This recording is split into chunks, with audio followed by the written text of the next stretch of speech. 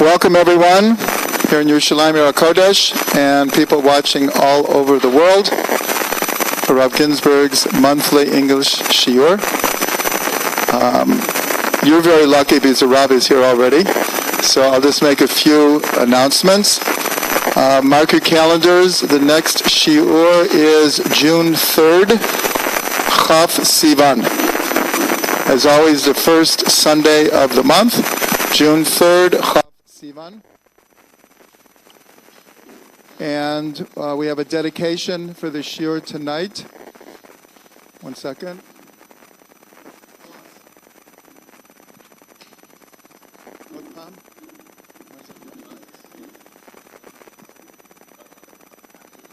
For Raziel Bat Chava V'Yosef. We were requested to make a dedication.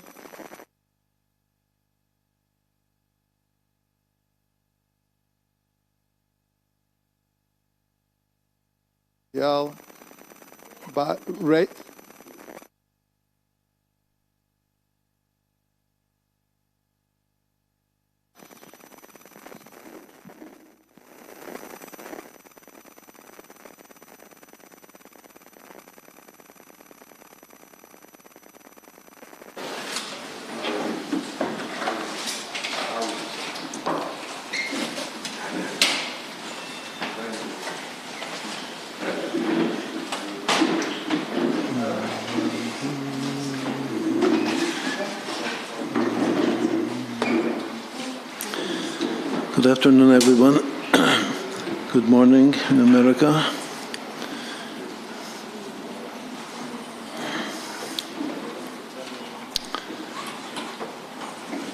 Today we will address a topic that relates to the period of time that we're in now, which is Sfirat Omer, the counting of the Omer. 49 days.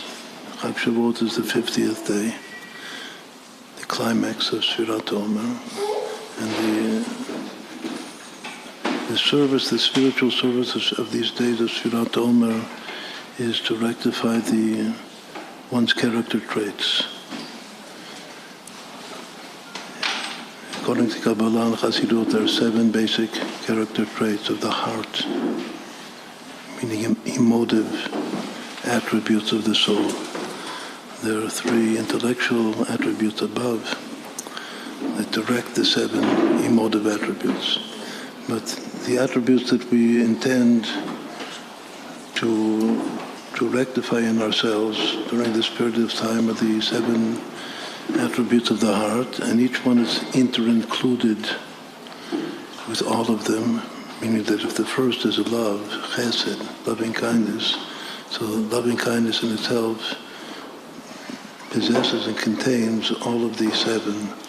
The first of which is loving kindness within loving kindness, and then might within loving kindness, and so forth until the final of the 7, which is called Malchut, kingdom, whose inner quality is lowliness, just as King David expressed about himself. I am lowly in my own eyes, which means humility. Humility is the inner service of kingdom. The king has to be humble.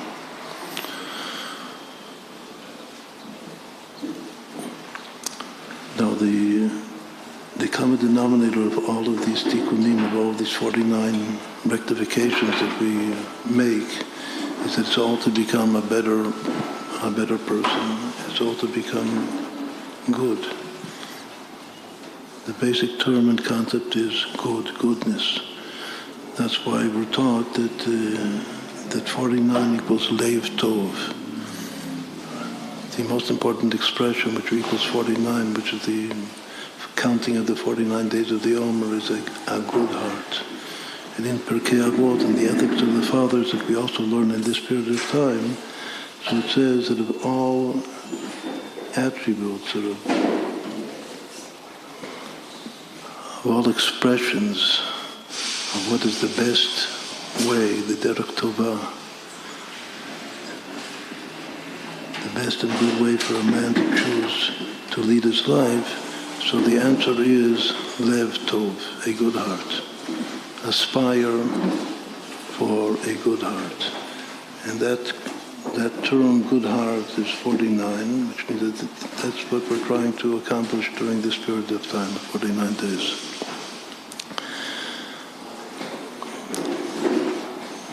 But heart, in this context, means emotion, but the word and the concept that we're going to try to contemplate today is good. What does good mean? The meaning of good. The contemplation of what good means is a topic that all of mankind has delved into since the dawn of mankind. What is good?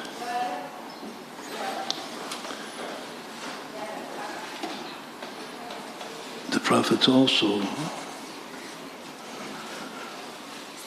contemplated and received divine inspiration to tell us, to try to capitalize, in short, what is good. The most important verse is the verse from the prophet Micah, that says, Higid lecha Adam, Hashem, God has told you, man, Mato, what is good? Then the continuation of the verse is, what is good is what does God require of you? Uma Hashem doresh mimcha.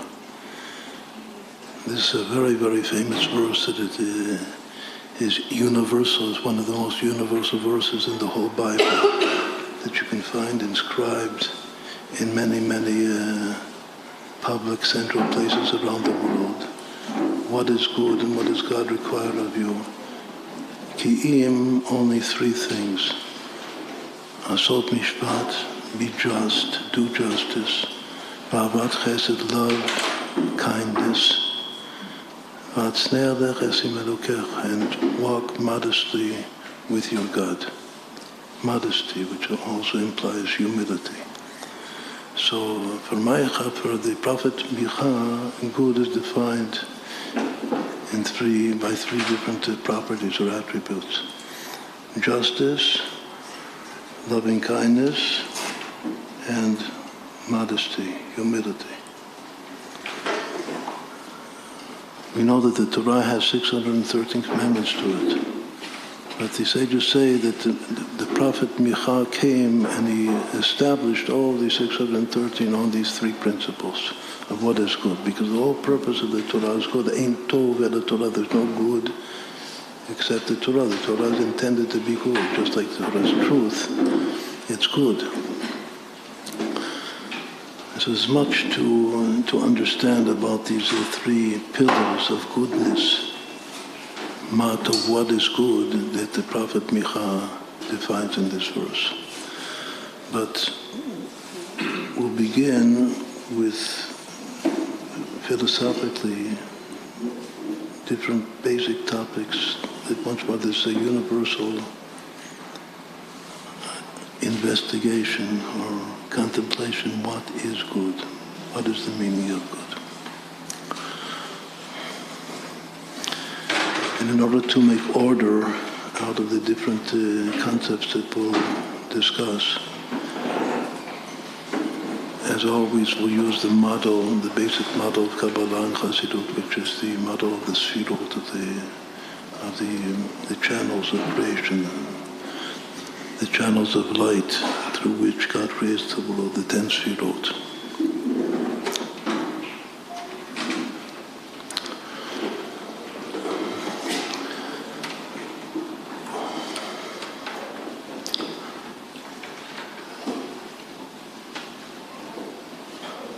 The first thing that we'll begin with is that according to certain medieval philosophers, not only Jewish, we know that in medieval times there was a lot of relationship between the great philosophers of the time, both Jewish and non-Jewish. Most often we're not going to quote names. Maybe there will be exceptions to the rule that we will from time to time quote someone. But in general, we're not going to quote. So whoever is interested in knowing will just have to look up and find who is the person that is saying what we're going to explain. So according to certain very important medieval philosophers, good is identical with being. If something is, it is good. If something is not, it's bad. So if you are good.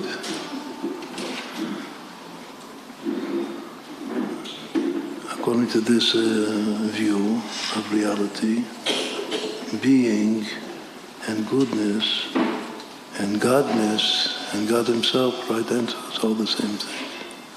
And that the ultimate absolute good is God. And He is the ultimate being. And actually He is the only true being, as Maimonides says. There's one true being, which is God. Everything else is dependent, not absolute in and of itself. And if goodness is simply true being, so if you are, you're good, and if you are good, you are God. And so this is a very, very interesting, simple thought, that goodness is godliness. In English, the two words are called Lashon of Lashon. Good and God, almost the same. Not just in English, in German, other Germanic languages.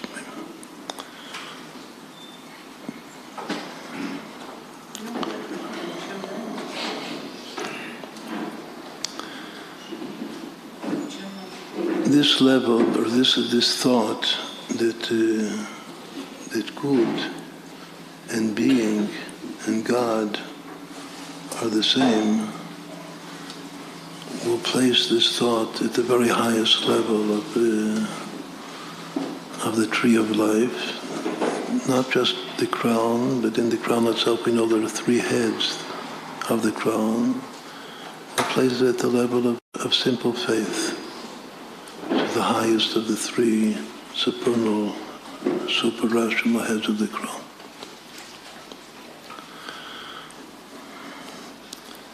But if we're mentioning it, so we definitely believe that there's truth. There's certainly a level of truth in this thought that evil simply is non-existence. And existence is defined by goodness. It still doesn't tell us what exactly it is to be good. We still have to have the Prophet Micah come and tell us how that manifests in our lives. After the level of simple faith in the crown, why do we put this in simple faith? Because there's actually godliness Himself. The term in Hebrew is Chevyon Ozat, the essence of godliness is within the simple faith of the soul. So if the essence, the very essence of godliness is goodness, and that is being itself, so that's called Chevyon Ozat, which is in the highest of the three levels of the crown. So that's why we're placing it there. After that comes the other two heads of the supernal crown, which are called Atik Yomin and Arich Anpi, and the Ancient of Days, and the long, extended, infinite face of the divine, which in the soul correspond to pleasure and will, Tanug and Ratzon. So in our meditation about goodness, will understand these two as a pair. Because actually in Kabbalah we're taught that one is enclosed within the other. The pleasure principle is enclosed within the will, the volition principle.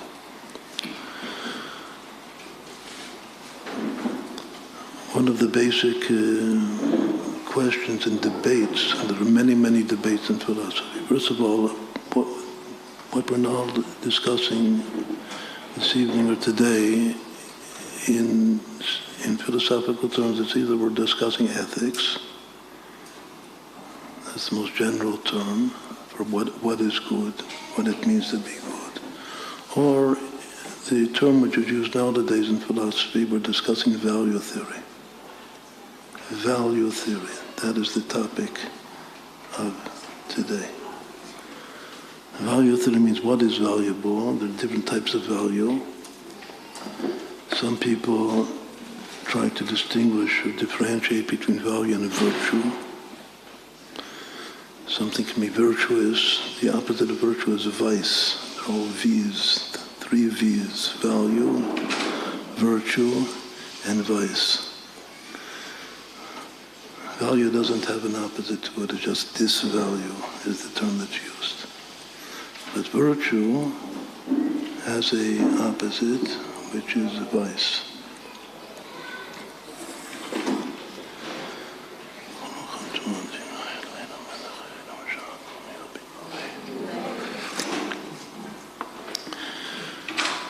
So one of the first debates in what is called value theory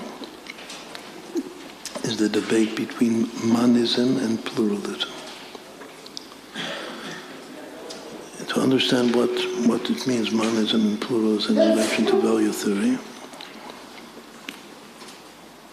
so first we have to define 2 basic categories of value. And the 2 categories of value are intrinsic value versus instrumental value. Which in simple language is the value at stake that we're talking about. Is it a means or is it an end?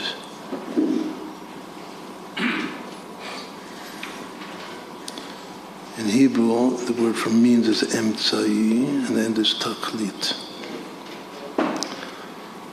One of the simple acronyms in the beginning of the Torah begins, in the beginning God created the heavens and the earth, but before the word heavens there's a word which has no translation to it in English, which is et. Breshit bara Elokim et. In the beginning God created et. So there are many different 70 faces to the Torah of what that word et can refer to or allude to. One of the allusions of the word et is the initials, an acronym for the 2 words emtsai taklit, that there are a means and an end.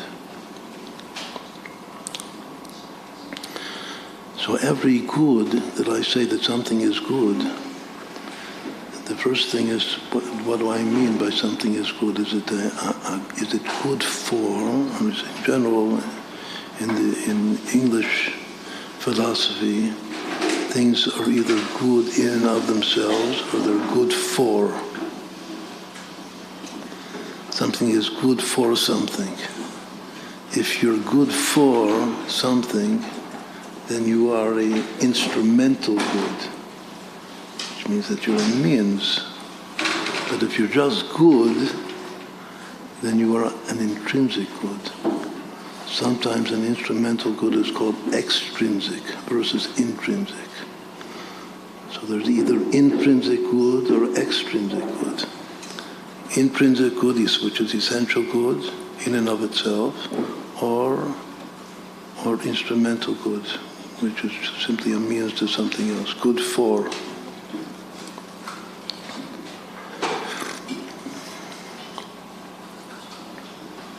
If you're good for nothing, so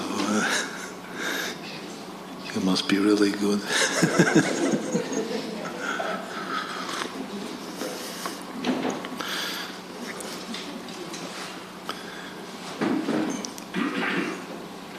The difference between ends and means in Kabbalah is sometimes the way that the two dimensions of the crown are defined.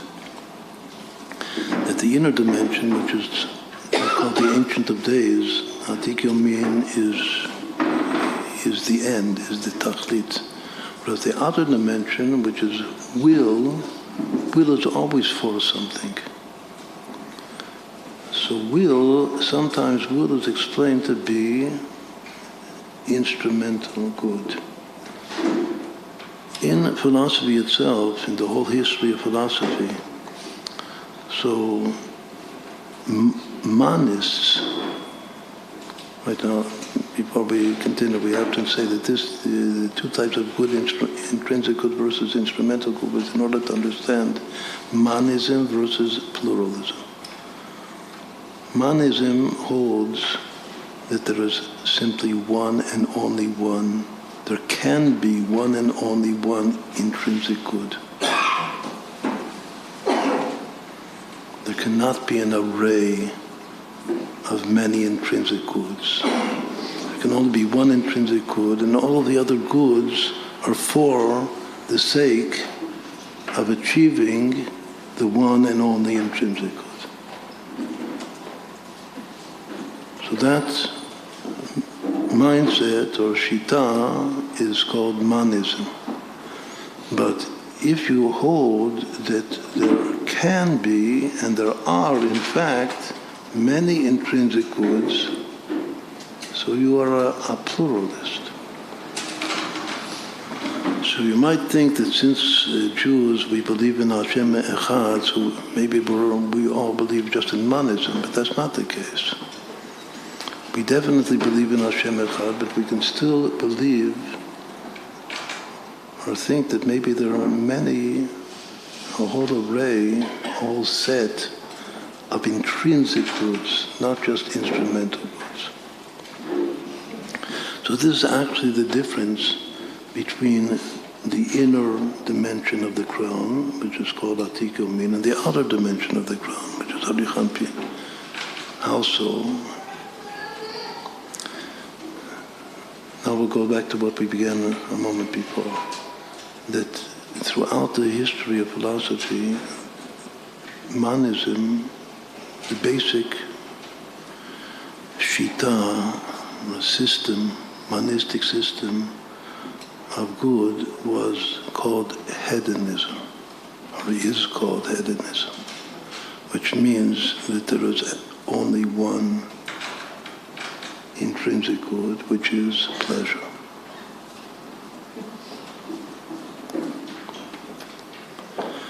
So if you're a hedonist, then you believe that there's just one, everything else is for the sake of pleasure. There's one intrinsic good, which is pleasure, and there's one intrinsic bad, evil, which is pain.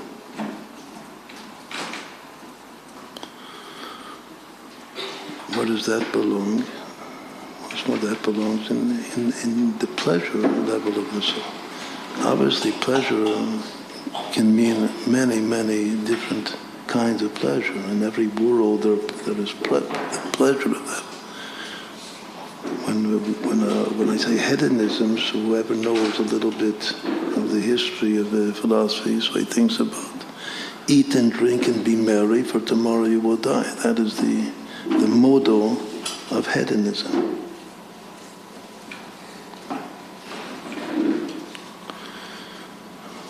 That's purely simple, temporal pleasure. But a person can believe that pleasure is the one and only intrinsic good at a much more refined level of the soul. Spiritual bliss. If you go to the East, it's called nirvana.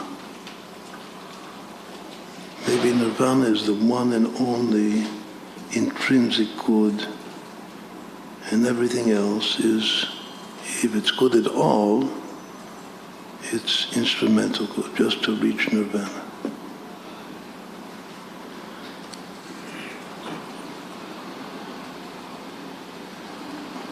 Now, if the truth, once more, we're not talking about everything has a spark of truth in it. So all of these different ways and philosophies, they all have something to them. If good is identified with pure being, and pure being is godliness, we put that at the very highest level of the soul. If indeed we are manis, that believe there is one essential good, one intrinsic good, and it has to do in some way with pleasure, the pleasure principle. So that is the next level of the crown. That's Atik Yomim. But if we believe that there can be many intrinsic goods, things which are good in and of themselves, the second best candidate in philosophy to be an intrinsic good after pleasure is knowledge. The hedonist believe that knowledge is also just for the sake of pleasure. Knowledge can be the most pleasurable experience in the world, in the soul, but it's for the sake of pleasure. It's not good in and of itself. But others, if you're a pluralist, you say no. Knowledge is an intrinsic good in and of itself. It's not just for the sake of pleasure.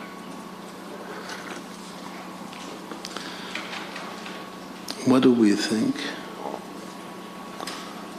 Is knowledge just for the sake of pleasure, nirvana, or is knowledge, we'll talk about knowledge of Hashem. The last will and testimony of King David, he said to his son Solomon, know God.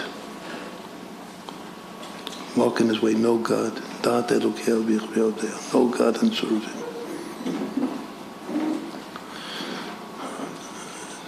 That knowledge is definitely an end in and of itself.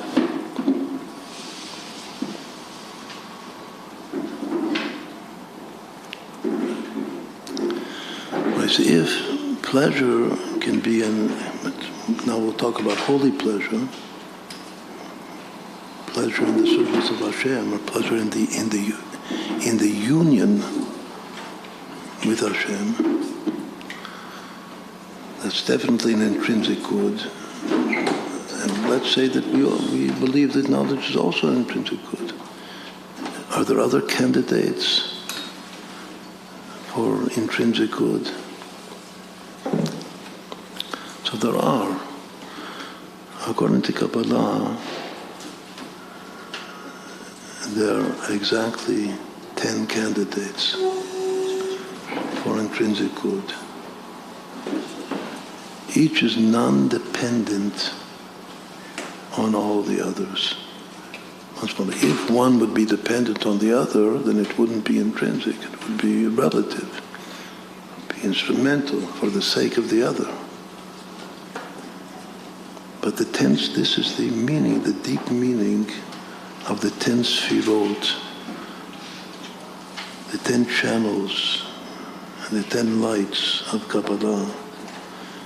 That each one is an intrinsic good, each one is a light, and when light was initially created, Hashem saw, God saw the light to be good, and each one of these lights is good in and of itself, is intrinsically good.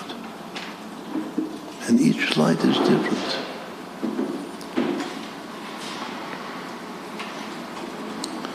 Now this is a very, very important basic, maybe one of the very first things that a person should understand when he begins to study Kabbalah and Chassidut.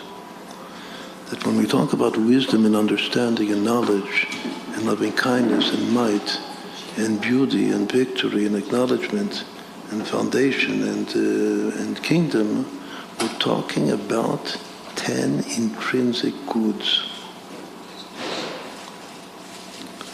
And each one also has an opposite, which is the intrinsic bad. And we're not talking about means. We're talking about tachlis. We're talking about once more intrinsic, essential good.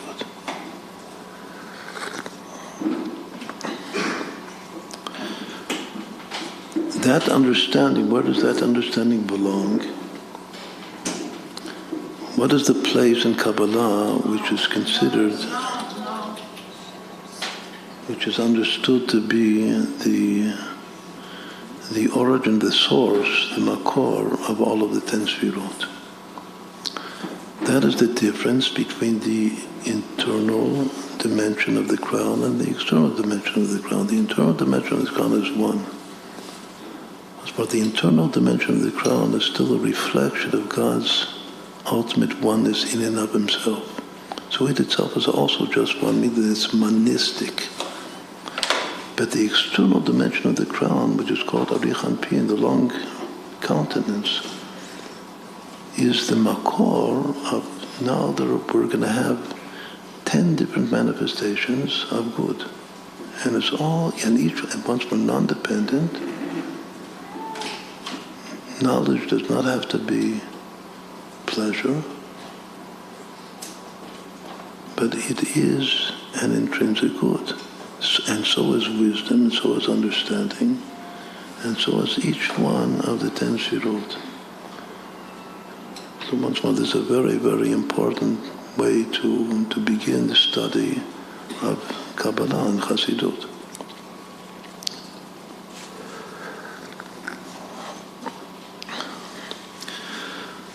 So now we have two concepts, philosophical concepts. One is goodness being, is goodness identical with being, and the second is the monism, pluralism with regard to intrinsic good.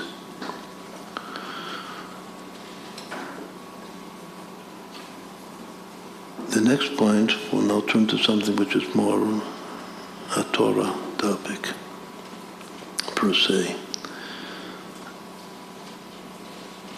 Who is the soul who manifests or is identified with good?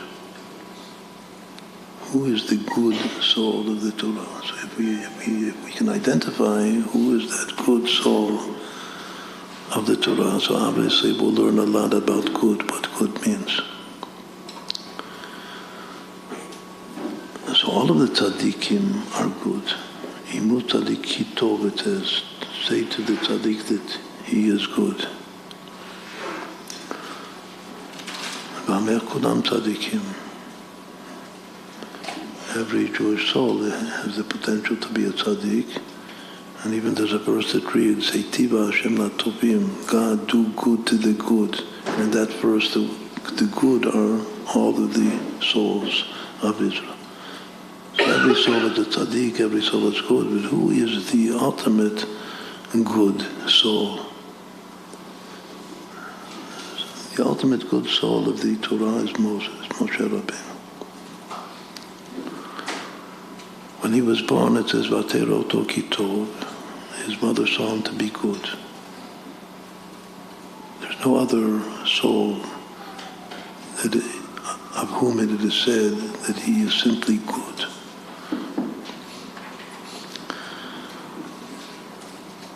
When Yocheved, Moses' mother, saw him to be good, so it doesn't say in the verse that she named him. She should have given him a name, like all of the other names of the Torah, which most often are given by the mother at the moment of birth.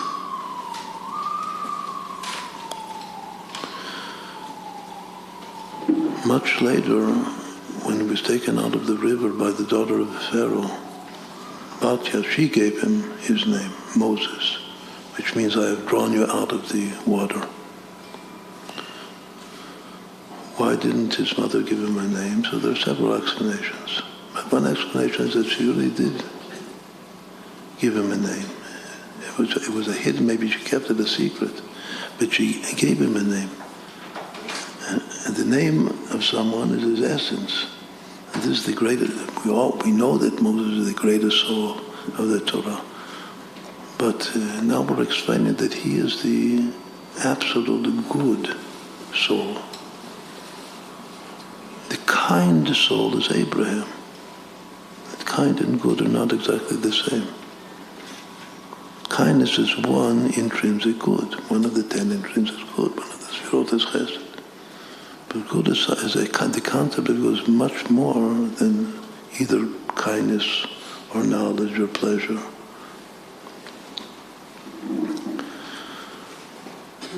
So according to Chazal, she named him good. Not only did she see him to be good, but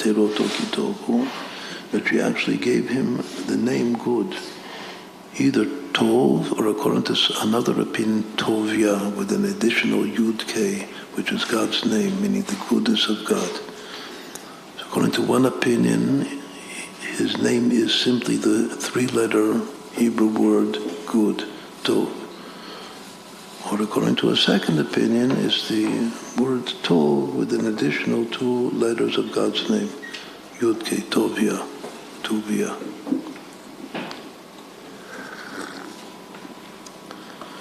So he is the ultimate good. As we said before, En Tov El Torah, the Torah is good. The Torah is not knowledge per se, it's more simple wisdom. It's the wisdom of Hashem. Wisdom is a light experience, like a light of flash, a lightning flash across the pane of the soul, of the mind. The initial creation of light is also the first thing in the Torah to be identified as good. That's good. Before there was darkness, then a flash of light appears. Moses, in his birth, also like a new light, Or Chadash. New light appears. That's why Moses is also the Mashiach. Hu go'el rishon, hu go'el acharon. His soul will return to be the soul of the Messiah, because it's new light, Or Chadash. That new light is wisdom. So to identify good as the sole root of Moses is to try to understand the intrinsic goodness of wisdom. It was the next Shirah after the crown, the Keter.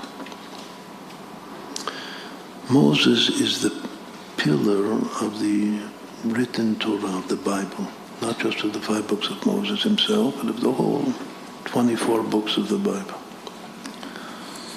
called the Torah Shebichtav, the written Torah. Who is the corresponding pillar of the oral Torah? God gave us a dual Torah, the written and the oral together. So sometimes it's explained that Rabbi Akiva is the corresponding pillar. But Rabbi Akiva himself had a contemporary, which was actually his Rebbe. Just afterwards first he was a disciple, and then he became a companion to his Rebbe. And his Rebbe, he had several mentors, but one of them is the only sage in the oral Torah whose name equals in Gematria Moses, Moshe. So since there is one and only one Tana of the great sages whose name equals Moshe, so we understand that in a certain way he is the corresponding sage in the oral Torah to Moses in the written Torah. And he is Rebbi Tarfon.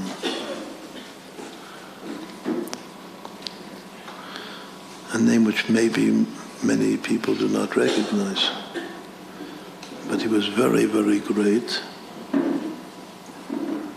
What's more, he was Rabbi Akiva's mentor. And there's a lot to be told about him. But what we'll do now is just a little bit to analyze his name, since he is the one and only sage whose name equals Moses, Tarfon. What is the first thing that stands out in his name? That it begins with a tet. There's no other sage whose name begins with a tet. Not just that there's no other one that equals Moses, just a very simple phenomenon that the name begins with this letter tet. It's a relatively rare letter, and especially as a first letter of a name, it's very, very rare. What is tet? Tet is the letter which represents tov, good. We're talking now about tov, that's our topic. The beginning of the Zohar tells us that before God created the world, when God is about to create the world, all of the 24 letters of the alphabet appear one after the other before God and ask God, and even each one gives a rationale to the Creator, to God as it were, why you should create the world with me. Meaning that I should be the first letter of the Torah. And the letters appeared before God in reverse order from end to beginning. And the first letter that appeared was the Tav, the 22nd of the 22 letters of the Hebrew alphabet, then the Shin, and so forth, from end to beginning. And each one had a claim, a very good, rational claim, why you should create the world with me. But God had a disclaimer for each one of the claims of the 22 letters. And one after the other, he denied. No, I will not create the world with you because of such and such.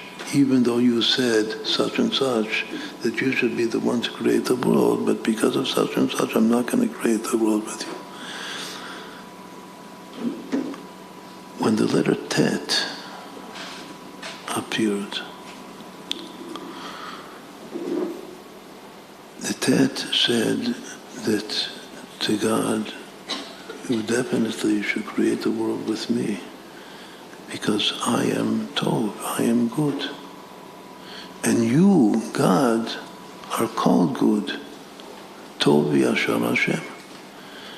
And since you, God, are called good, you are good, and I am good, so I am the best one, the best candidate to create the world with me. So God listened, just like God is very attentive. He listens to you. He takes you seriously. And after he heard the claim of the dead, so he said, oh, okay, but you have a good claim, but I'm not going to create the world with you. Why? Because your good is introverted good. To veganis bikabe, your goodness is a goodness that will be fully revealed in the world to come. But in this world that I want to create now, this physical realm, this world, your goodness is too introverted, it's too hidden, it's not revealed enough. And I'm interested in revealing light, and that's not for you. So just be patient. Your fate, your good fate is in the world to come, but not now. And there's a verse that he quotes, how great and hidden is your good that you have concealed for those that fear you for the world to come. So we see there's something about our concept good that we're discussing, which is introverted. It's not extroverted. God says, I want to create an extroverted reality, state of reality. That's not for you.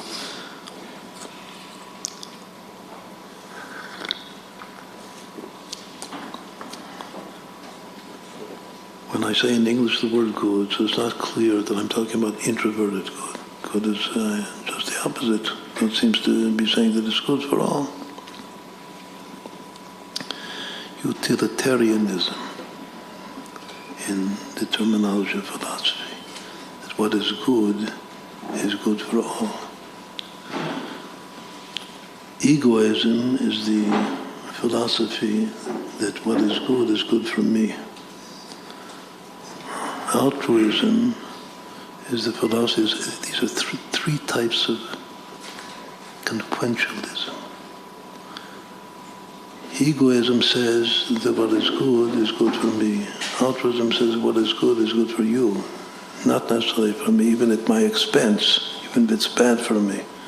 But an altruistic person does things which are good for you. This is called, in the sages, it's called a chassid. That he does something which is good for somebody else, even though it will harm himself.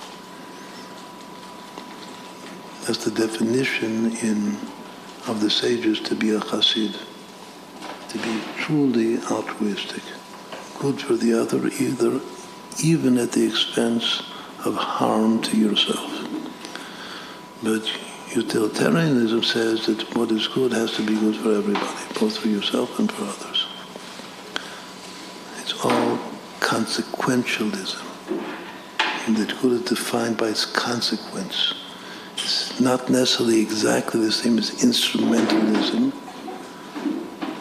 which simply is all a means.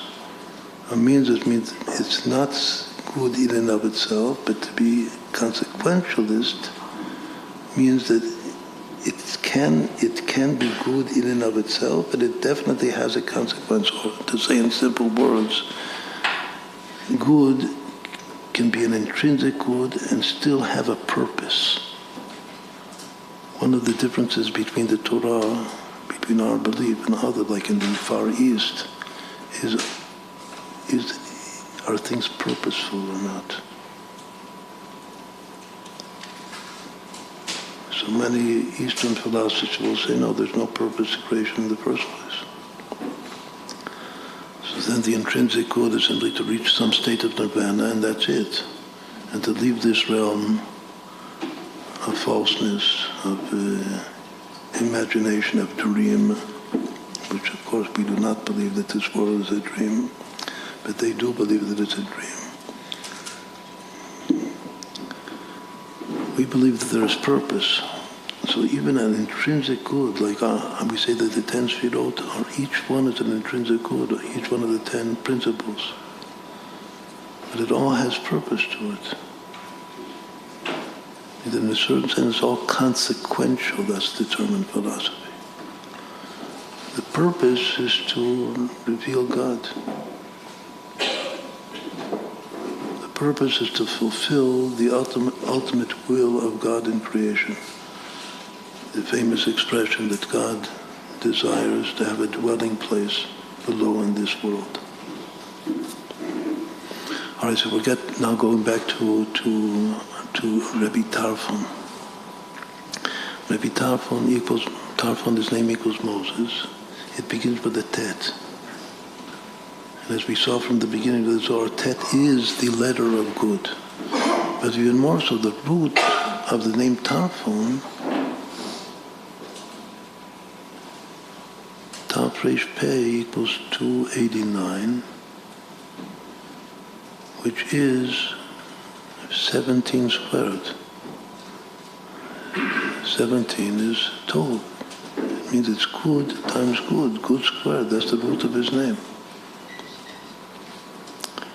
What does that number appear for the first time in the Torah? It's the second and the third words of the Torah.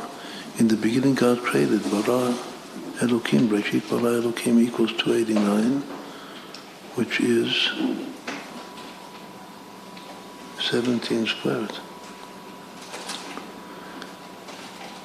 The word means to pray with an E. Like a praying animal. What is pray in the creation of the world? And Rebbi Tarfon and Moses, what can they have in? What is the relationship?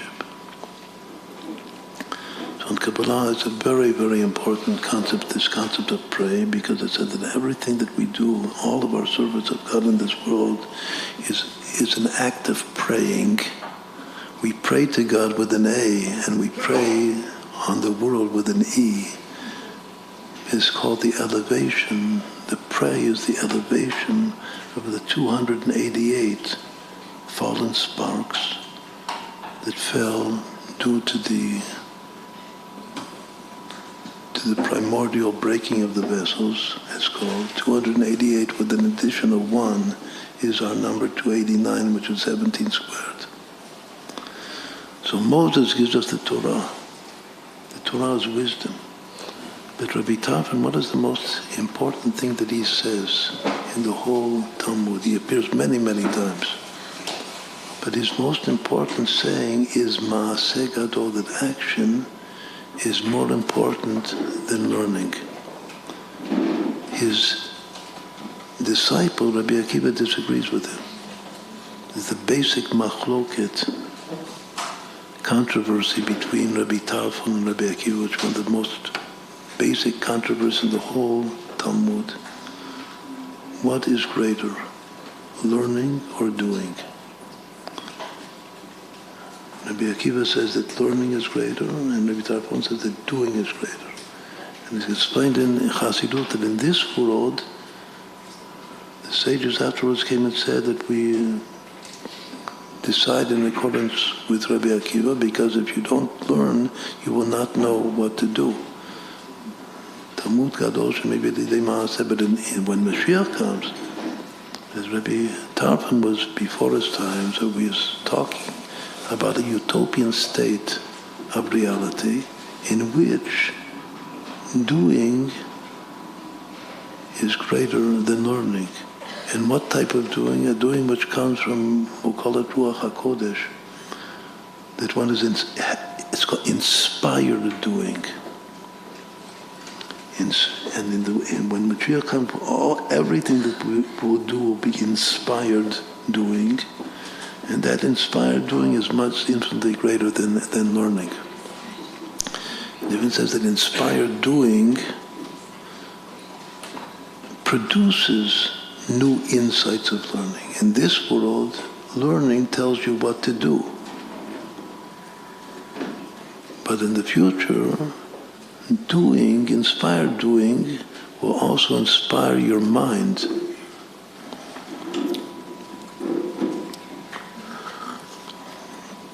Will impregnate your mind to bear new insights in the Torah itself. So once more now we're talking about Rebbi Tarfon, this is Lichvod Rebbi Tarfon, in honor of Rebbi Tarfon now, our words.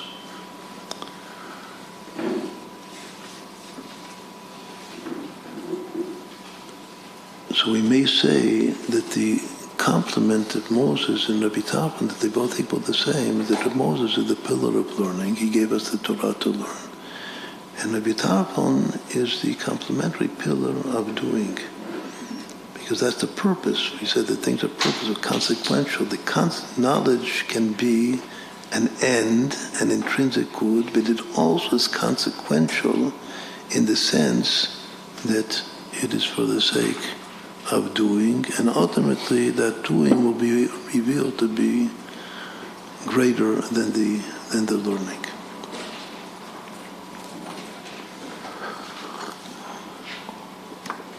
Right, so this was all a drush. It's called a lecture on good at the level, we're still calling all of this, both Moses and Rebbi Tarfon, the level of wisdom.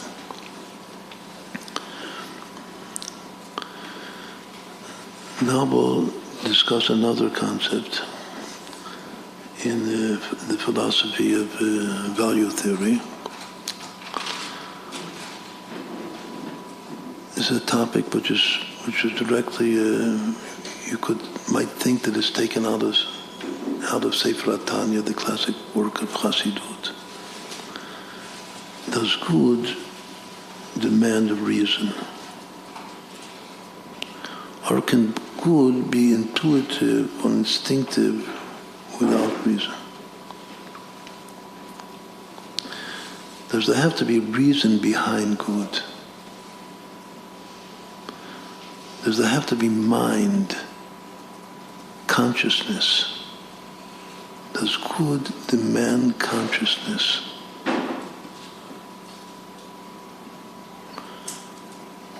So we said that every rule has an exception, even though we, in general, do not mention the people that we're taking the ideas from. But in this one we will mention, his name is Kant, maybe the most important philosopher after Aristotle. Kant was more or less at the time of the inception of Hasidus and Chabad. And in many ways he was a Chabadnik. And especially in this respect, because he was very strong in his belief that if you do good things just from pure emotion, that's the way you were born, it's not good. I don't call that good. Good has to have mind behind it, has to have reason behind it. There has to be an element in good of moach shalit al halev, is the term from the Zohar, that the mind rules over the heart.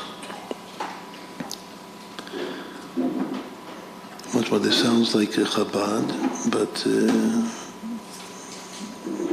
this is a classic example of any secular source. Anything that he will say will be extreme in one way and will not be 100% true.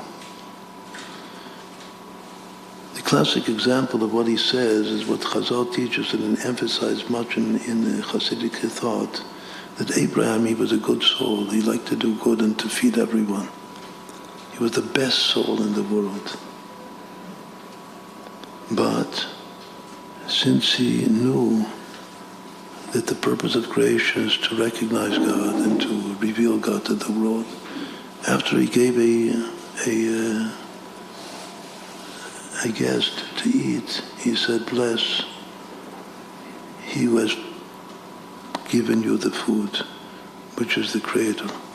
And if you're not willing to bless him, then you're going to have to pay me for the food." That was 100% against his grain. It was called itkafia. He had to do something by force against the grain of his emotion. That his mind told him that I want to give this, I don't care if he blesses. There's some place in me that doesn't care if he blesses or not. But there's another place in me, which is my mind, which tells me that the whole purpose of creation is to bless God for the food. And if he doesn't bless, he's not fulfilling the purpose. So that is an example of what Kant means when he says that real good has to have reason behind it. But if Kant would say that Abraham's innate good is gar nicht wert, is worthless, has no value to it, because it doesn't have reason behind it, there he's wrong. This is a classic example of how anybody, however smart you are, a goyish a philosopher, you might be the greatest genius, but you're always going to say something which is extreme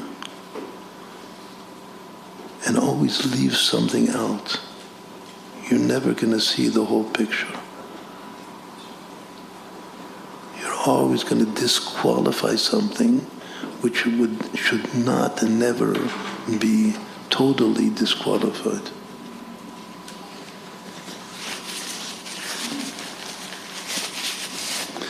Right? The very concept that reason should rule over emotion, even good emotion, that's understanding, that's the understanding principle. So this thought of goodness and the relation between goodness and reason will place this concept in Bina. And when we come to Dat, the next figure of Dat, we God relates back to the crown, and not just to the crown, but to the very inner level of the crown, not just to the pleasure, but even above, to faith. We have to know, we have to try our best to know what we believe in. It's the first mitzvah of the Torah.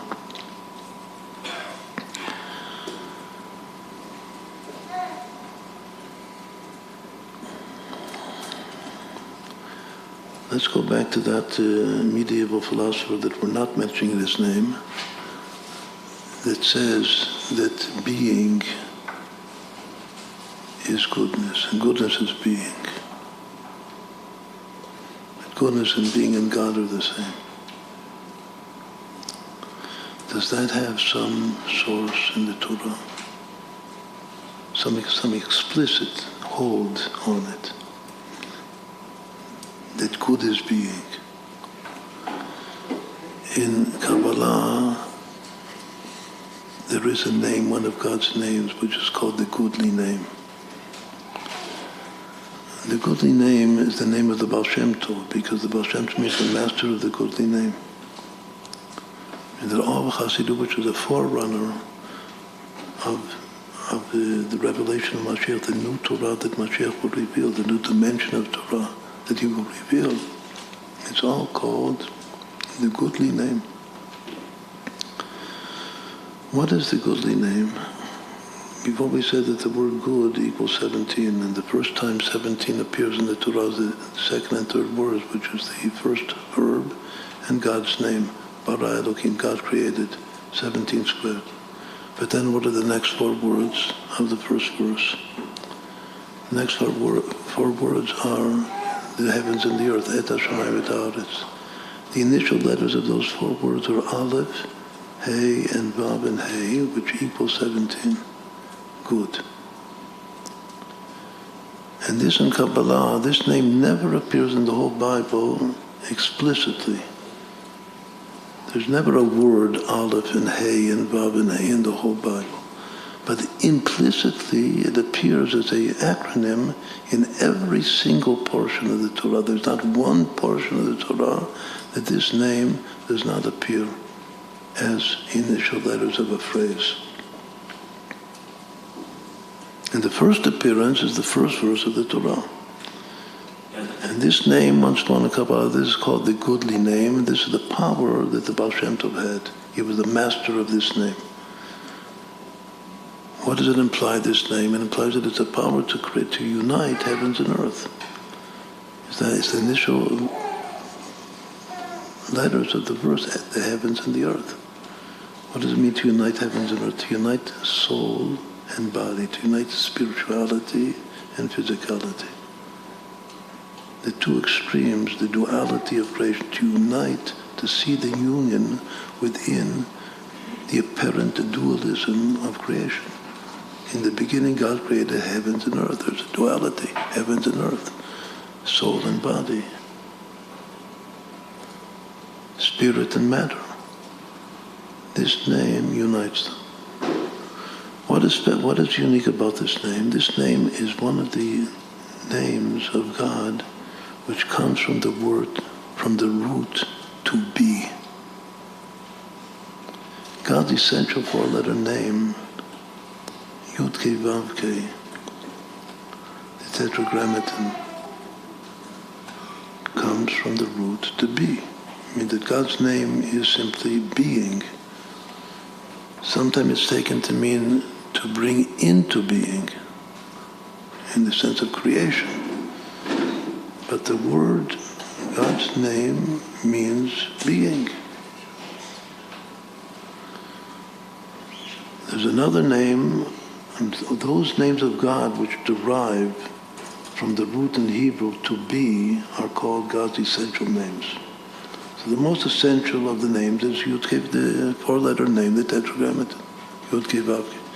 The next is a name which appears exactly 3 times in the whole Bible, all in the same verse, before the Exodus from Egypt, which is Aleph and Hey and Yud-Hey, I shall be. I shall be that which I shall be. Ekeh asher ekeh. And the third name, is this hidden name of goodness. And the relation between these three names in Kabbalah are that Yud-Kei Vav-Kei in particular is identified, pertains to wisdom, and Aleph, Hey, and Yud and Hey, I shall be, that is understanding. And this hidden name, Aleph and Hey and Vav and Hey, is Da'at, is knowledge. And the knowledge is hidden knowledge. How do we see that this goes back to his goodness being? Because this name equals good. It equals good, but it means being. And this is the most amazing phenomenon of all, that if you want to have a source in the Torah, that goodness is being, is just pure being, it's the secret of the goodly name of God, which is the revelation of the Baal Shem Tov. And there's something more about this name and about heavens and earth, that it connects, and this name is the power to connect spirit and matter, the goodly name. Another contemplation in the philosophy of value theory is a very simple thing for us to understand. Is value objective or subjective?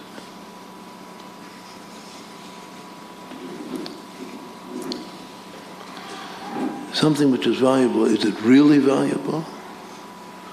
Or is it just valuable to the extent that I think that it's valuable, that I experience its value? Is value in my mind, or is value and virtue and goodness in the object at hand? Is something really good, or is it just a state of my consciousness? So what would we say?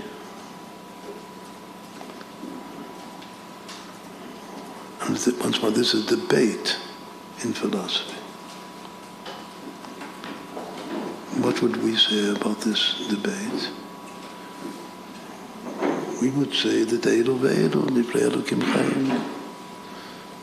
that there's certain things which are really good, objectively good. And also good is definitely a subjective state of consciousness. Not one at the expense of the other. Where does that belong in the tree of life? That's called, the consciousness itself divides into two halves. Each half is called a crown of consciousness, of Da'at, called the crown of Chasadim and the crown of Gvurot. The crown of levels, different measures of loving kindness and measures of might. The relative difference between the two crowns, or the two halves of consciousness, are, as explained, if we understand in depth the teachings of Chassidut, relation or consciousness, objective consciousness of reality versus subjective experience of reality.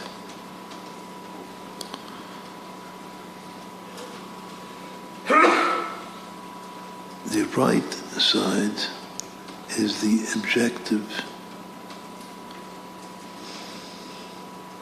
sense of reality, and the left side is the subjective experience of reality. So since goodness, the essence of goodness is in Da'at, really it has two sides to it, two halves to it. One objective, the other objective. Again, we don't now have time to go through all of these. Each one of the sfirot has its own concept and debate and about it in various. Maybe Neder will continue this next time. So what we did this evening, today, is we began talking about value theory. What is good? We also wanted to bring a few examples of modern value theory, modern things that are happening in value theory today. One of which, we'll just mention the names without explaining what is one is which, if you want to look it up, is called moral foundations theory. And another of which is a Jungian psychological theory and book, which is very, very influential nowadays. It's called about masculinity. It's called King, Warrior, and Magician and Lover. That's the name of the theory. The common denominator of these two theories, the first theory, which is called the moral foundations theory, defines 6 different moral foundations for all societies around the world. Just say one thing, which maybe we alluded to in the beginning, we'll now say it much more clearer. What's so important about value theory, what we're talking about, and the Mitzvah will continue, is that it is universal. That all cultures and all religions, lahavdil, all talk about values, and there's much in common, very much in common. For instance, the golden rule, do to your friend what you would like to be done to yourself. Don't do what you hate to be done to yourself. In different versions, that golden rule of goodness, of being a good person, appears in almost every culture throughout the world. Obviously, it's very important to contemplate the fine differences. Because sometimes a fine difference can be of infinite significance and infinite ramifications. But nonetheless, it is also very important to understand that there is a common ground of morality and ethics throughout the whole world. And if we nowadays we're talking about the concept that we've been talking about all the time, we're talking reaching out to the non-Jewish world, what we call the fourth revolution. So in order to reach out, there has to be some common ground. And the common ground is value theory in philosophy, or simply ethics or morality. That is the common ground which we must contemplate and understand in order to reach out. That's klal number 1, the reason for which we began this evening this topic. And the Mitzvah Shemot. Klal, the second great principle is that every modern system that you will meet, 2 examples of which we wanted to mention, is this moral foundations theory and the masculinity theory. They all divide or come up with some model that has a certain number of elements to it, whether it's 4 or 6 or 5 or whatever number it happens to be. And the most beautiful thing is that to the extent which it has some truth to it, it all fits perfectly into the scheme and the model of the Sfirot. And this, we believe, is the way, the key to reach out to all cultures and to all peoples and to all philosophies. Because they're all saying the same thing. They're all using different words. But they're all saying the same thing. It's all coming from the basic, or called our 10 intrinsic, how we have a new word for the sfirot, our 10 intrinsic values, or 10 intrinsic goods. And that's the whole set, but there are subsets.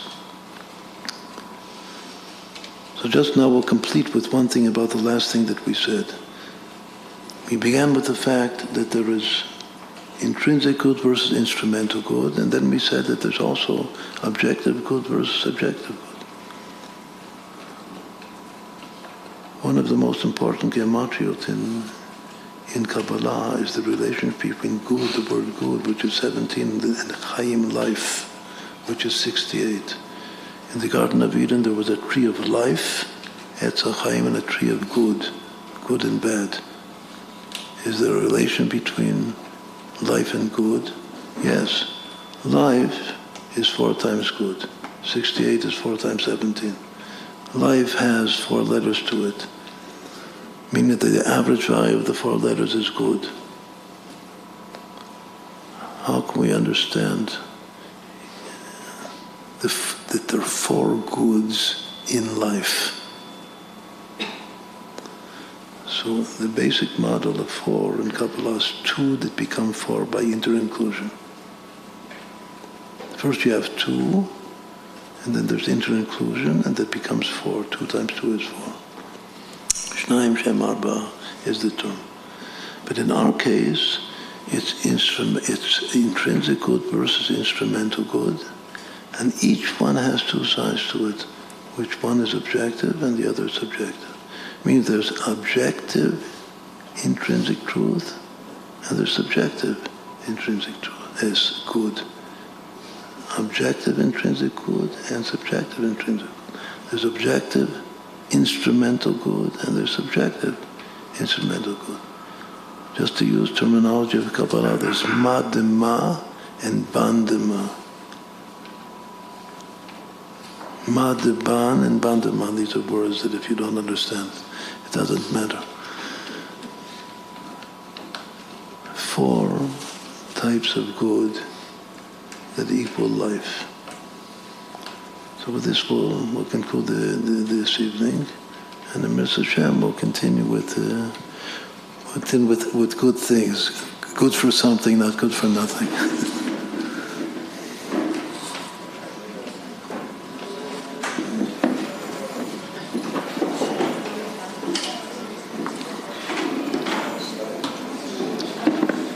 Okay, thank you, Rabbi Ginsburgh.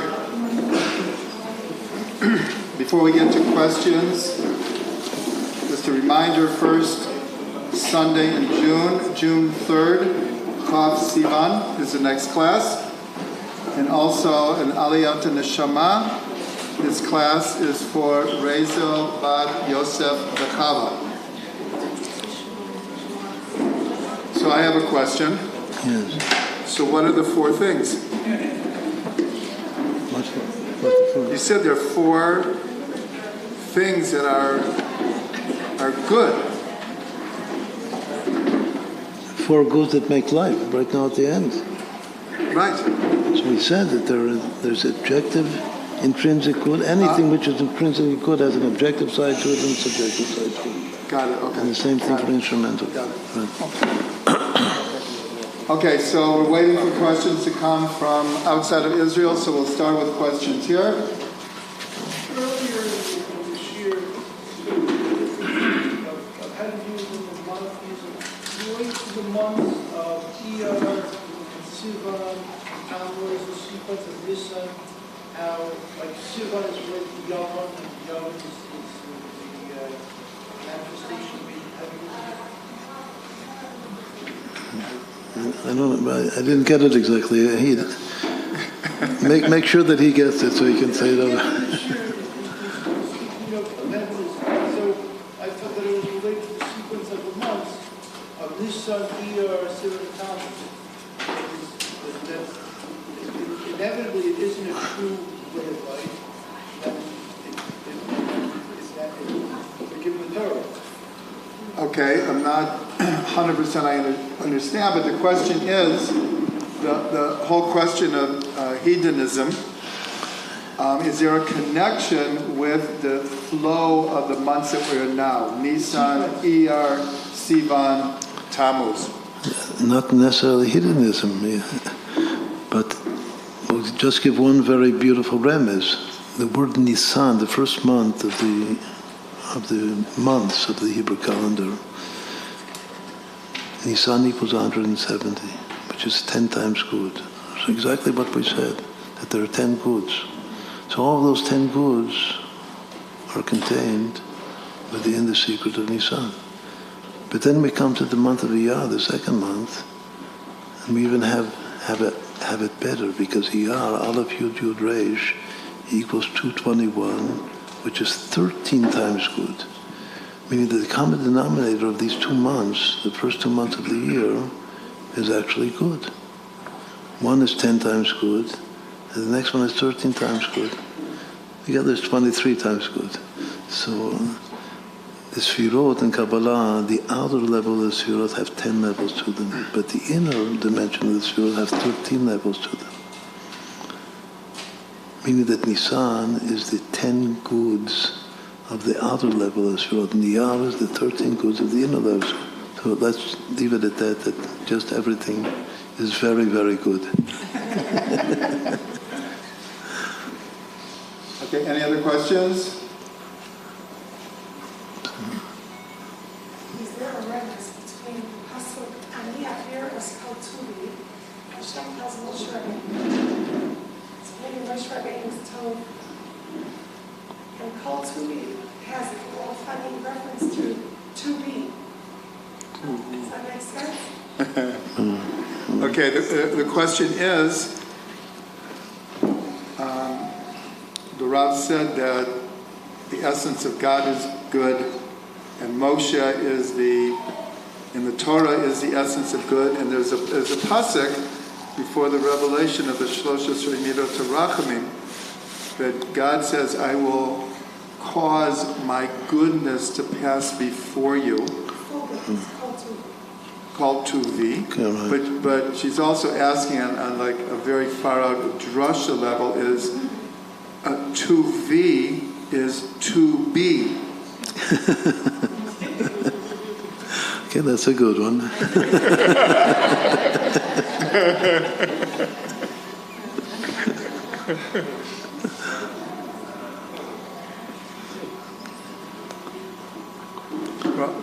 The Rebbe made drushes on now and Abram Abulafia made drushes on other languages. For sure, it's good.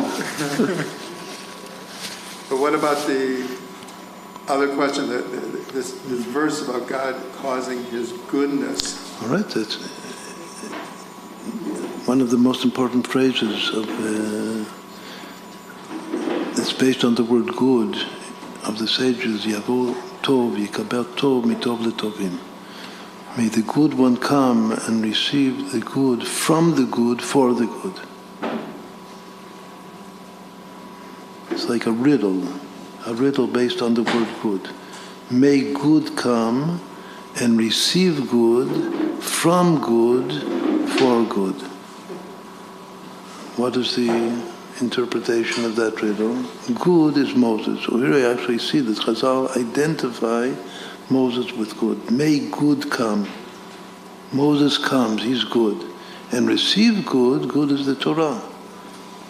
And Tov Torah. From good, good is God. To good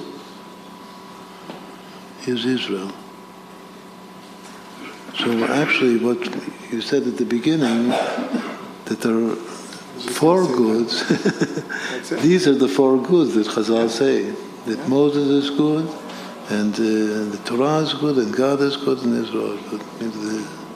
The holy souls that know the goodness of God.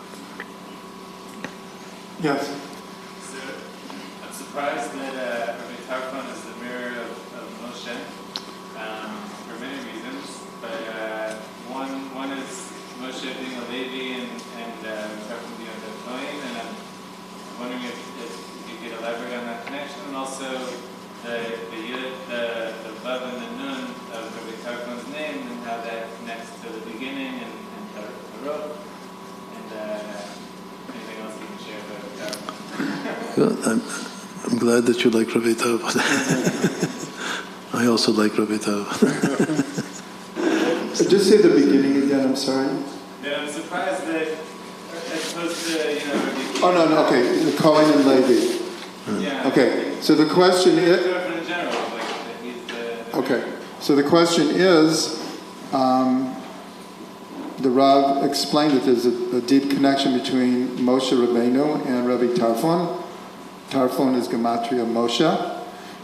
But the question was, how do we understand that Moshe is a Levi and Rebbi Tarfon was a Kohen? And in addition, that the root of Rebbi Tarfon was 289. And so the question is, how do we darshan the Vav and the Nun of Rebbi Tarfon in connection with the full Gematria of Moshe? Okay. First of all, the Kohanim and the Levim come from the same tribe. It's all from the tribe of Levi. Number two, Rebbi Tarfon represents the future. And it says that in the future, the Levites will become the Kohanim. So that exactly fits in with Moses, the Levite, becoming now a Kohen in the person of Rebbi Tarfon. As far as the two last letters of Tarfon, those two last letters serve in Hebrew to diminish the meaning of the root, as in the name Shimshon, which is a little son, or Nachshon, which is a little snake, or Ishon, which is a little man in the eye. Whenever you have a Vav Nun at the end of the word, that makes it a little man. Now, to be a little man in the eye, or to be a little snake or a little son, is not necessarily, means it's not a diminishment of value. Now we're talking about value. Sometimes to be little, it can be even more valuable. It's like the difference between a macrocosm and a microcosm. If Tarav, and this is what the Arizal says explicitly, his name means the ability to elevate fallen sparks. That's called the concept of prey with an E. To elevate, and to prey on reality and take out, which means actually to liberate. To liberate. He's a liberator, Rebbi Tarfon, to liberate fallen sparks. So if these two letters imply diminishing, what it means is that it's just like when we search for the chametz on Erev Pesach with a candle. So we search in all of the little places that we wouldn't necessarily find even in daylight. We search for the sparks that have fallen in the smallest, in the microcosm, not in the macrocosm. And it's much harder to liberate the fallen sparks in the little than in the big. So to say it in simple words, in English, Tarfon means the ability to liberate fallen sparks in the small, which is in a certain sense greater or a more ultimate task than liberating the big. We're taught that big sparks have already been liberated in the past. But to bring Mashiach is called Pakim Tanim. To bring the Messiah, we have to get down into the small, find the small sparks that still remain. And when those small sparks are liberated, then Messiah will come. So that's the purpose of Rebbi. We'll say one more thing, since we're talking about the Kavod of Rebbi Tarfon, that of all the sages, he excelled in honoring his mother. This is one of the most important stories about Rebbi Tarfon in the whole Talmud. Once his mother on Shabbat was just walking in the garden. She had a garden. She was walking in her garden, and her her shoe tore. And you can't fix it on Shabbat. So what did Rebbi Tarfon do for his mother? He simply placed his two hands under her feet and had her walk on his hands all the way home until she got to her bed. There's a continuation of the story also, but that's one of the famous stories about Rebbi Tarfon that excelled in honoring his mother. So, mother relationships, he's the one to do any tikkun if you need any tikkun. To connect with Rebbi Tarfon. And it says that Moses, we placed him together with Moses in wisdom. But it says that Moshe Zachar Binah, he merited to the mother principle. So the fact that he merited to the mother, we can darshan that and relate that to Rebbi Tarfon, that he had special kavod for his mother. Okay, I'd like to ask a question. First, a quick explanation. My question is there a soul connection, a Gilgul connection between Yitzhak Avinu and Rebbi Tarfon? The reason I'm asking is because if the root of Rebbi Tarfon is to pray with an E, 289, and as you explained, this means to liberate, to hunt for these sparks in creation and redeem them, liberate them. So we have the source in Yitzhak Avinu, because it says that hunt was in his mouth. And I learned from you, in the name of the Arizal, that he was hunting for the souls of Rebbe Meir and Rebbe Akiva hidden inside of Esav. And since Rebbe Tarfon is one of the mentors of Rebbe Akiva, I'm just wondering these connections. Okay, so that's a good connection. The question is the connection between Yitzchak Avinu and Rebbi Tarfon. It says that Rebbi Tarfon, there are certain paradox about Rebbi Tarfon, that he is a Talmid of Bet Shammai. We know that we, in general, Paskin decide the law in accordance with Bet Hillel, who is lenient, and Bet Shammai is severe in his decisions. On the one hand, Rebbi Tarfon is a Talmid of Bet Shammai. Bet Shammai is Yitzchak Avinu in Kabbalah, the left. But paradoxically, this we would have to have a whole long shiur to explain it, to give examples of this. Paradoxically, in many, many controversies throughout the Talmud, Rebbi Tarfon is the mekil, is the lenient side of the controversy. When he disagrees with people that are coming from Bet Hillel, he was coming from Bet Shammai, was always the severe side, and Bet Hillel, the lenient side. He is nonetheless the mekil, the lenient. So there's something very, very interesting about this, our Rebbi Tarfon. He comes from a severe source, and he turns out very often to be the easy side, to take it easy, to teach us how to take it easy until Mashiach comes.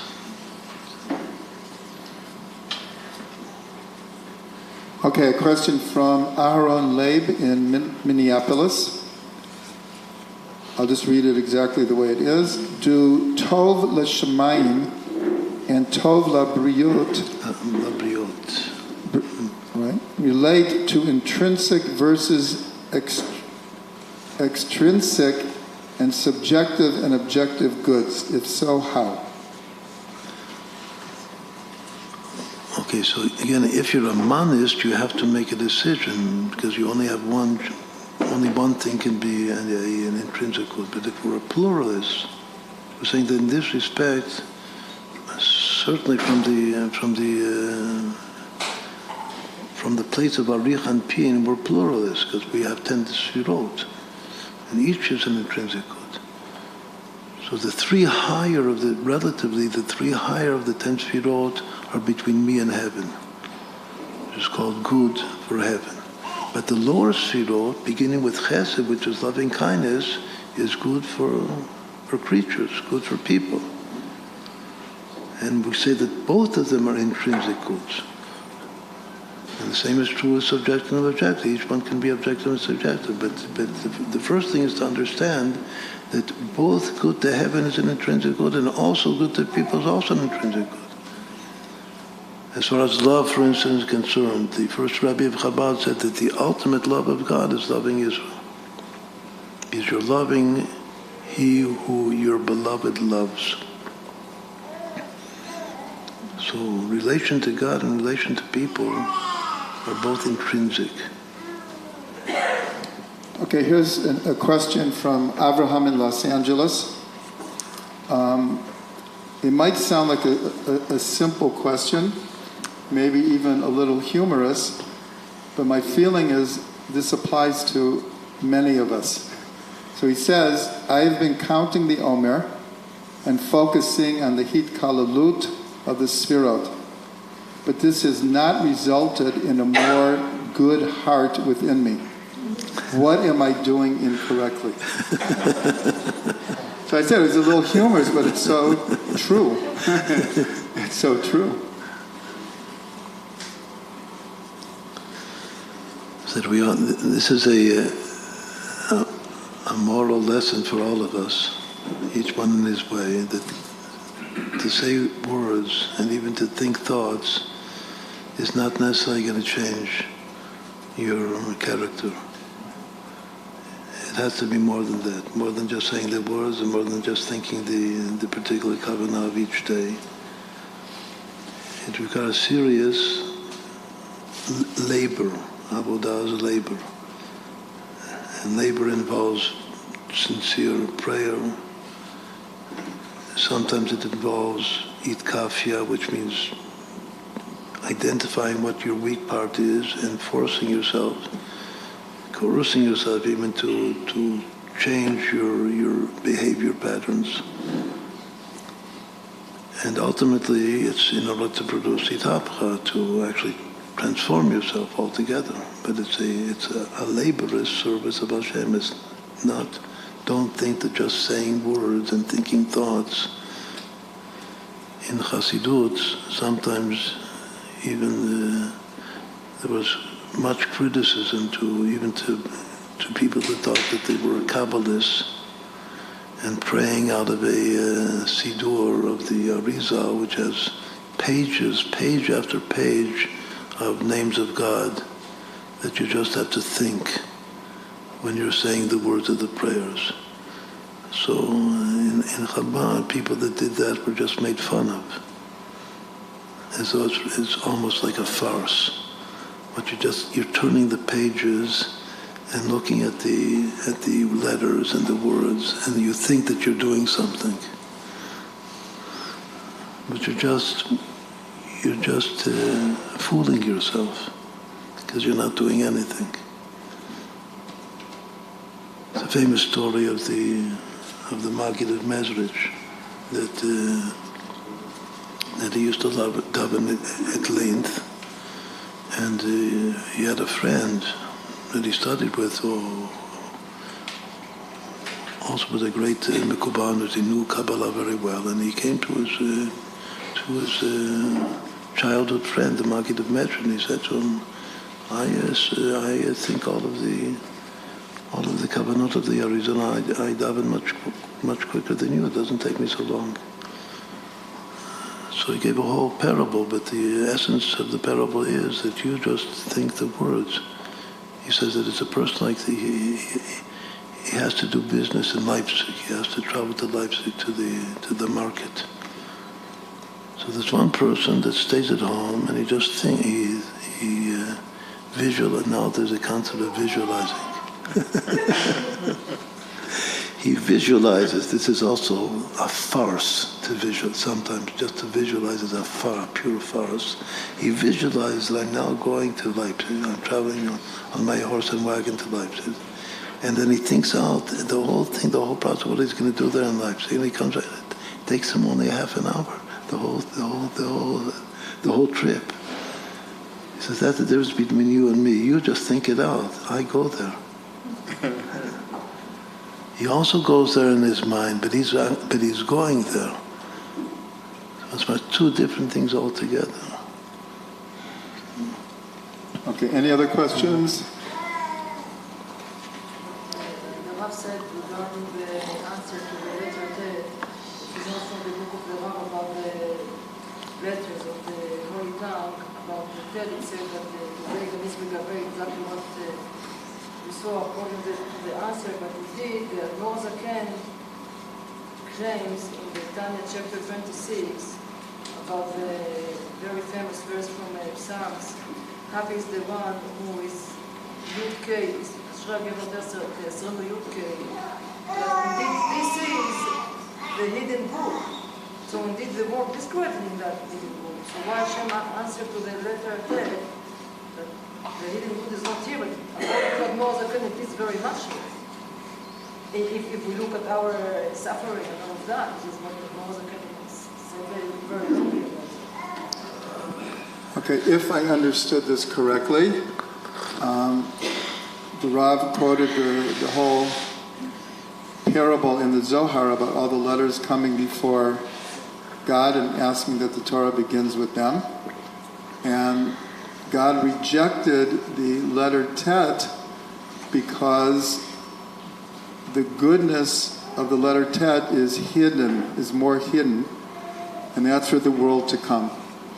But the question is that there is a verse that seems to indicate that this world also has this type of goodness.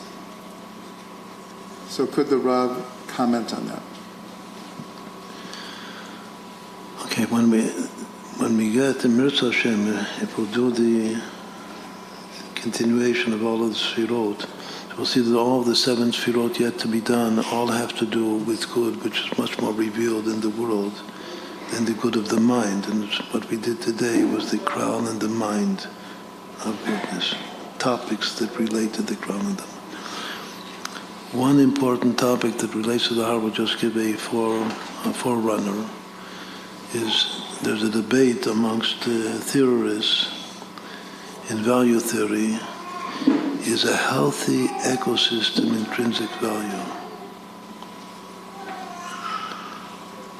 A healthy ecosystem, does it possess intrinsic value or instrumental value? What is a healthy ecosystem?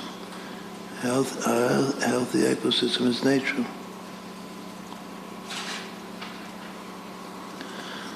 Has God created nature? So we begin reading the Torah and we see that God created the world, and everything He created He saw to be good. At the end He said He looked at everything created, all of nature, the whole world, and He saw it was very good, Tov מאוד. So this appears to be teaching us an answer to this philosophic debate. Is nature in and of itself, that's why they call it a healthy ecosystem, that's the term. Does it possess intrinsic value? This has to do with education nowadays, with schooling. There's some schools that believe that you have to educate kids to appreciate the intrinsic value of a healthy ecosystem, according to this one opinion in value theory. So Matman the Torah seems to indicate yes. But in order to understand this more properly, that's one of the topics to come in Mitzvah. Okay, here we have from Fernando in Brazil, who asks a very good question, simple question, but a very important one. What is the relationship between the Shabbat and the goodness of God? good Shabbos. That's what we say. Simple and to the point. It says, the term is Yom Shekulot Tov. It's a day which is all good, which is pure good, which is pure. The goodness of Shabbat is the revelation of the good at the level of simple faith. That being is good. And that gives rise to the pleasure of Shabbat.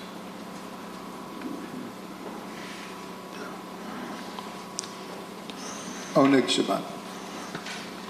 Any other questions? It looks to me, if we analyze the position in your life of the main characters of the Torah, from Moshe and Rabbeinu to, I think, to Yosef, after even to Noah, all these characters that are identified with the word of Torah that we say, because Yosef went down to Mitzrayim when he was 70, and Moshe and Rabbeinu, we say that, and Noah, are on the middle line, on the Zachem. So we say that each Sephirah has intrinsic the good in itself and good and a bad aspect in itself. But it looks like to me the middle line has something that has more good than good in a way.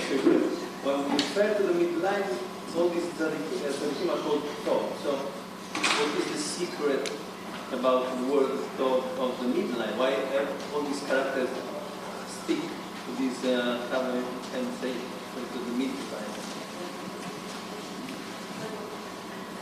Okay, the Rav mentioned that each of the Sfirot, there's an intrinsic good to each of the Sfirot, and of course the opposite as well. So the question was, though I didn't understand it completely because Moshe is really identified more with Netzach, which is the right side. But anyways, Moshe's that. Moshe, okay. So the question is, in the Sfirot, we have a right line and a left line and a middle line. So the comment, which leads to a question, is there something about the middle line of the Sfirot that is, in a sense, an additional good than the right and the left side? Yeah, that's a good question. It also applies to one of the topics to come, the topic of Yesod, which is the topic of order. We'll just say what the topic is. There's a question in philosophy that has the order of good and better. There are things which are good, and the things which are better, and the things which are best.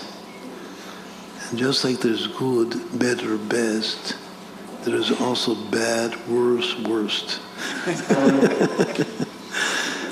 And there is also something in the middle. So this is one of the sevens. This we can also correspond to the 7 days of each week of the counting of the Omer. And there are 7 different things: good, better, best, and bad, worse, worst, and neutral, which is in between the two sets. So this is a whole big topic by itself. Relativity and goodness. Sorry. We have time just for 1 or 2 more questions. The topic of the healthy ecosystem. So we know that sacrifice is involved, and some people make too many sacrifices, and some people don't make enough sacrifices. What's helpful to keep in mind to keep the level of sacrifice at a healthy level? And today we don't have to miss a big dish, and I know there are many different forms of sacrifice. What are some suggestions or advice that you're out? I'm not sure if I got that one, but it's about the intrinsic value of a healthy ecosystem and nature. And the question was about the nature of sacrifice, I guess in general and in the temple. But I can't say I understood more than that. To find favor in the eyes of God and man. So is it an inappropriate sacrifice or is it?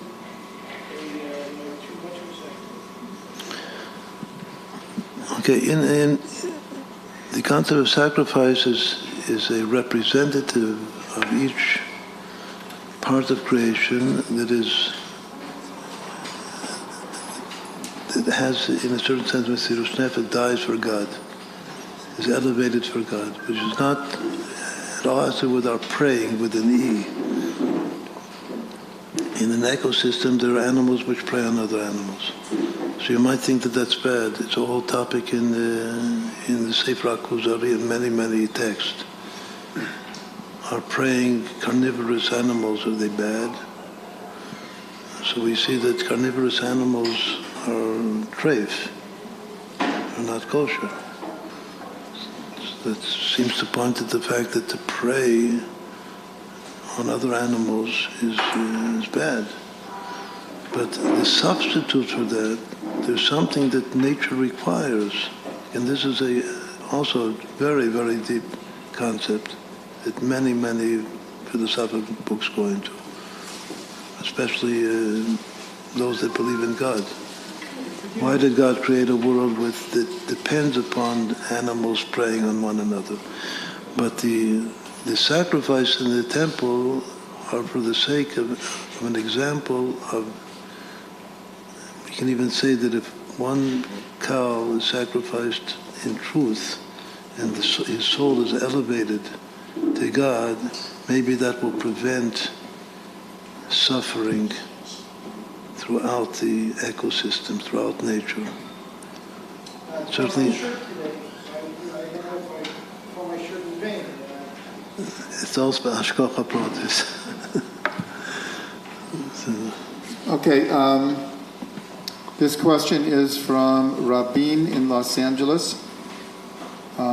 It's very good because the Rav started the whole class in relationship to Sfirat Omer, that the 49 days is to come to a Lev Tov.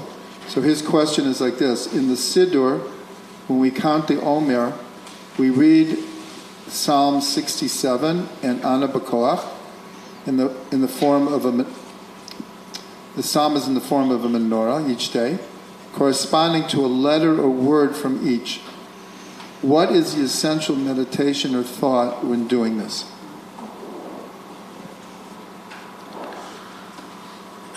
Not everyone can have all of the deep intentions of Kabbalah, but if you said already that maybe in your Siddur you have a form of a menorah, in many Siddurim there isn't an actual form of a menorah, but this chapter 67 in Psalms does have such a form. So the very simplest thing which is relevant to everyone is there's a concept, a simple psychological reaction is called hitpalut. That I have a deep experience of the beauty of the Torah. That here I have a chapter that has 49 words, that each word corresponds to one day, without contemplating exactly. I mean, we can contemplate every single day what is the relevance of that particular word to that day and to that sphira. But just in general, the beauty of this phenomenon, that there are 49 words in the psalm and they correspond to the 49 days, and that's when I'm thinking of this day being this word, so it's just an example, a prat, a detail of this beautiful picture of 49 words, and the central verse, 7 verses, the central verse has 49 letters to it, and there are 49 words, 7 verses. It's one of the most beautiful phenomena. This will maybe conclude that there is another, this is the topic that has to do with Tiferet in value theory.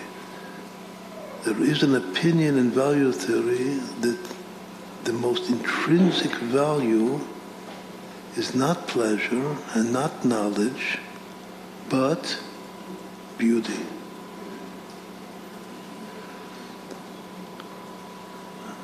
Once again, this is a whole big topic by itself. How do I see that in the Torah? We'll just say where it comes from the very first time the word good is mentioned. God saw the light to be good. What does it mean he saw it to be good? Good is one of the 8 synonyms for beauty in the Torah. That it's lovely, it's likely, it's comely. There are many words in English. He saw the light to be comely, to be good.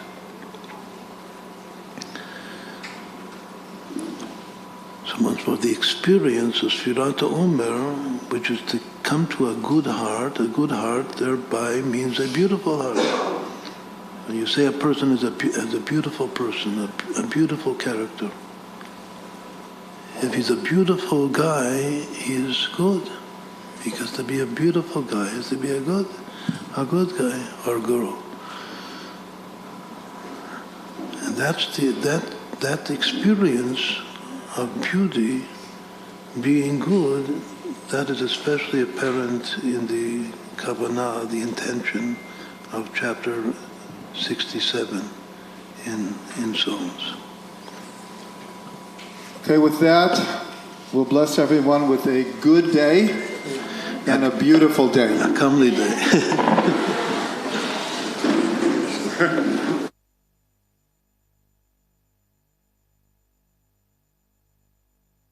Tfilat Aravit with Tfilat Omer.